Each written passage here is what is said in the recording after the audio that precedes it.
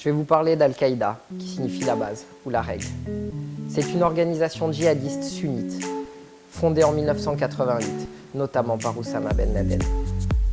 Elle a été connue du grand public en 1998, après les attaques de l'ambassade des États-Unis en Tanzanie et au Kenya. Son principal fait d'armes reste les attentats du 11 septembre aux États-Unis. Elle est également responsable des attentats de Charlie Hebdo en janvier 2015, mais aussi du train de Madrid en 2004 et de Londres en 2005. Depuis lors, des centaines d'attaques et des milliers de morts ont été commises par Al-Qaïda. Al-Qaïda a été créé pour poursuivre le djihad, commencé en Afghanistan contre les forces soviétiques. Les États-Unis, mais plus généralement l'Occident, sont considérés comme son ennemi principal. L'objectif est de convertir le monde entier. Pour ce faire, il forme des unités qu'il envoie à travers le monde perpétrer des attentats. Al-Qaïda a toujours prôné le djihadisme international. Ce n'est pas qu'à de Daesh et de son implantation territoriale. Le système militaire d'Al-Qaïda est sous la forme pyramidale, qui n'accorde que très peu de responsabilités aux jeunes recrues. Comme le dit Gilles Kepel, les exécutants sont souvent sacrifiés sans réfléchir. Al-Qaïda a deux branches majeures à l'international.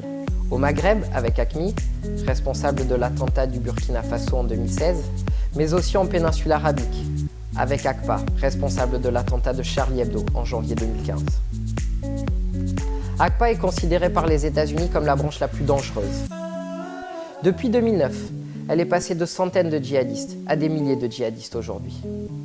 Elle est également responsable de la propagande d'Al-Qaïda, à travers son prédicateur, décédé aujourd'hui, Anwar al-Awlaki, mais aussi de son magazine anglophone, publié en 2010, Inspire, qui est un parfait petit manuel du djihadiste. Jabhat al-Nusra est aussi une branche d'Al-Qaïda en Syrie. Elle se serait officiellement désolidarisée d'Al-Qaïda, se nommant aujourd'hui Jabhat Fatah al-Sham.